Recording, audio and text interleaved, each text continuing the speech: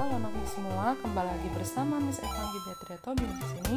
Kali ini kita masuk ke materi lanjutan dari KSP. Bagaimana hubungan KSP dengan S? Oke anak-anak, kita lanjut materi kita yaitu hubungan antara KSP dan S. Nah, seperti yang kamu telah pelajari minggu lalu, KSP itu adalah konsentrasi solubility produk atau hasil kali kelarutan. Ya, hasil kali kelarutan. Jadi kalau ada di soal diketahui hasil kali kelarutan, berarti kita simbolkan dia dengan KSP. Sedangkan S, ya, S itu adalah solubility atau kelarutan. Berarti nanti kalau ada di soal diketahui ada kelarutan, berarti simbolnya adalah S. Nah, jadi apa itu KSP? KSP itu adalah hasil kali konsentrasi ion. Nih, simbol dari konsentrasi ya. Hasil kali konsentrasi ion dipangkatkan dengan koefisiennya. Oke. Berarti KSP sama dengan konsentrasi ion. Oke. Kita pangkatkan dengan koefisien. Itulah rumus umum dari KSP. Gitu ya, Nak. Oke, jadi apa sih hubungan antara KSP dengan S? Nah, Miss kasih dia dengan contoh soal. Contoh soal yang pertama. Kita ambil salah satu contoh senyawa yang sukar larut, katakanlah AgCl. AgCl ini atau senyawa yang sukar larut ini ketika dimasukkan ke dalam air akan membentuk kesetimbangan. Membentuk ion-ionnya masing-masing. Berarti Ag positif aqueous ditambah Cl negatif aqueous. Nah, inilah keadaan ketika zat yang sukar terlarut dimasukkan ke dalam air. Dia akan membentuk kesetimbangan dan akan menghasilkan ion-ionnya sendiri. Misalkan kita buat kelarutan untuk AgCl ini adalah S. Maka kelarutan untuk Ag positif adalah S karena koefisiennya 1. Untuk Cl juga S karena koefisiennya 1.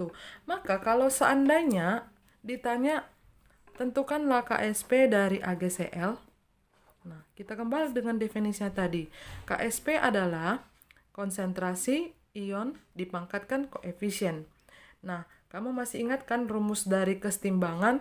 Kalau kesetimbangan untuk fase solid itu diabaikan.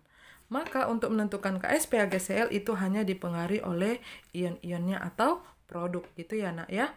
Maka rumus KSP-nya adalah, nah, siapa di sini? Ag positif. Berarti kita buat konsentrasi Ag positif. Itu kan berupa ion dipangkatkan dengan koefisien. Berapa koefisien Ag? 1. Berarti kita pangkatnya dengan 1. Dikali. Nah, di sini kan ada sel juga kan?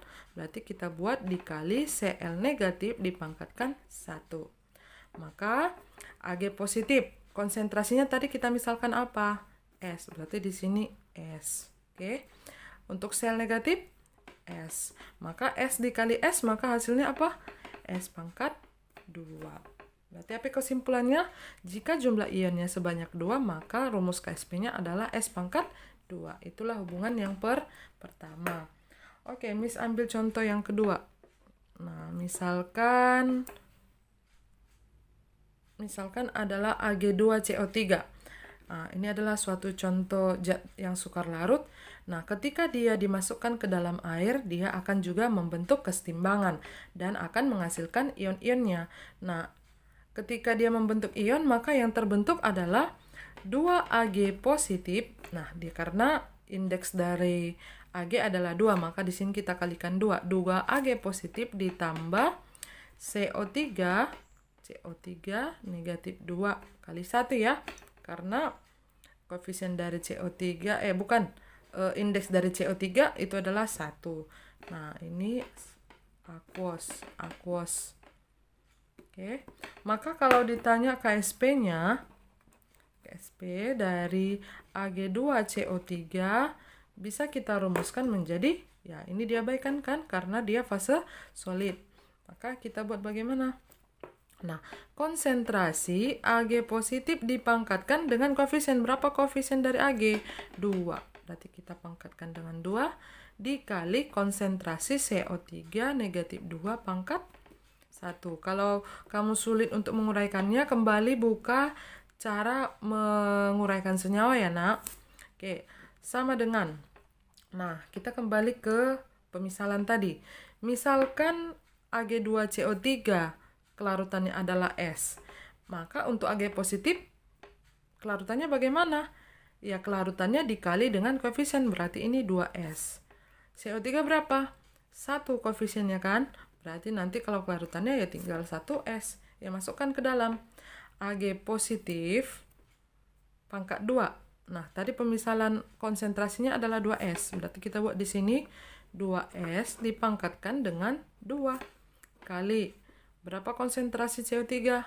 Kita anggap S. Pangkat berapa? Pangkat 1.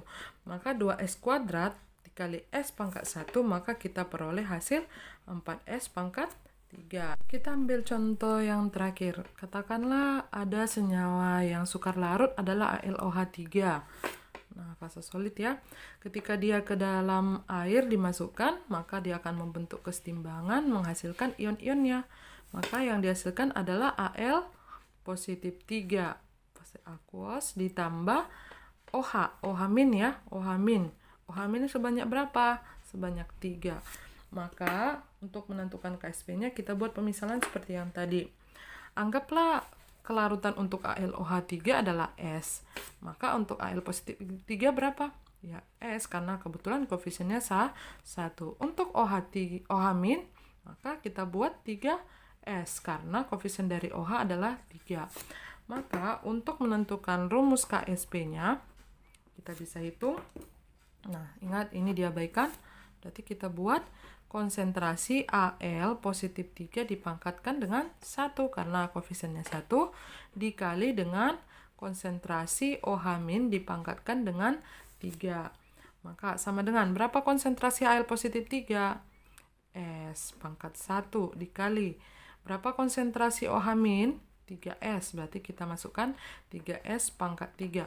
Maka hasil kalinya apa? 3 pangkat 3 itu 27. S pangkat 1 dikali S pangkat 3, maka hasilnya S pangkat 4. Maka rumus KSP untuk AlOH 3 kali, maka adalah 27 S pangkat 4. Seperti itu. Kita masuk kepada contoh soal. Diketahui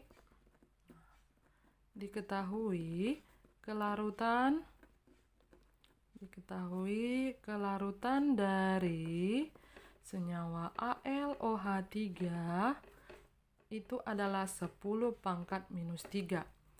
Hitunglah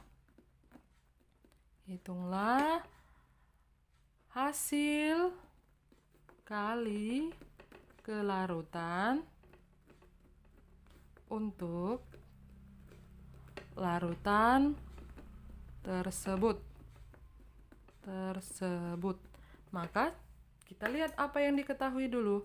Diketahui kelarutan dari AlOH3, berarti yang diketahui adalah SAlOH3 itu sama dengan berapa? 10 pangkat minus 3. Hitunglah hasil kali kelarutan, berarti yang ditanya apa? KSP sama dengan titik-titik. Oke, ya udah seperti yang tadi, kita kembali lagi. Maka kita buat dulu ionisasi dari senyawa yang diberitahu adalah AlOH3 dalam bentuk solid terurai membentuk kesetimbangan menghasilkan senyawa Al positif 3 aquos ditambah 3 kali OH. 3 OH min fase aquos. Nah, berarti rumus KSP-nya adalah seperti yang tadi. Konsentrasi Al positif 3 dikali konsentrasi OH min dipangkatkan dengan 3. Maka, coba lihat. Ini kita misalkan kelarutan dari si AlOH3 tadi kan adalah S. Nah, tapi untuk soal ini kan sudah langsung diberitahu jumlah kelarutan dari AlOH3 adalah 10 pangkat minus 3. Berarti ini kita buat 10 pangkat minus 3. Maka berapakah konsentrasi dari Al positif 3, ya 10 minus 3 juga karena koefisiennya 1. Bagaimana dengan OH min?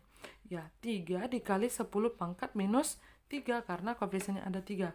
Tinggal kita masukkan ke rumus. Berapa tadi konsentrasi Al positif 3? Iya 10 minus 3, ya tinggal masukkan 10 minus 3 dikali OH minnya berapa?